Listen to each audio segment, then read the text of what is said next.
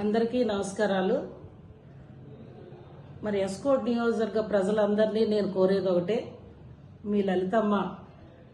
మీ అందరినీ పెద్ద మనసుతో ఆలోచించి 11వ అంతర్జాతీయ యోగా దినోత్సవం విశాఖలో రేపు 21వ తారీఖున 5:30 గంటల ప్రాంతంలో జరగబోతా ఉందో, మరి ఆ సభని విజయవంతం చేయమని 5 మండలాల ప్రభుత్వ అధికారులు, ప్రజాప్రతినిధులు, కూటమి ప్రజాప్రతినిధులు, యువత, మహిళ, మధ్య వయసు గల యువత, పెద్దవాళ్ళు అందరూ భాగస్వామై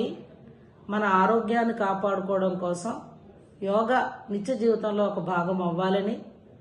యోగా ఆంధ్రప్రదేశ్గా గిన్నీస్ బుక్లో మన పేరు చిరస్థాయిగా నిలపాలని ఎస్కోట్ నియోజకవర్గ ప్రజలందరినీ కోరుకుంటూ విజయవంతం చేయాలని ఈ లలితమ్మ వేడుకుంటూ అందరికీ నమస్కారాలు. 11వ అంతర్జాతీయ యోగాంధ్ర అనేది గౌరవ రాష్ట్ర ముఖ్యమంత్రి వర్యులు చంద్రబాబు నాయుడు గారి సహకారంతో, గౌరవ కేంద్ర ప్రధానమంత్రి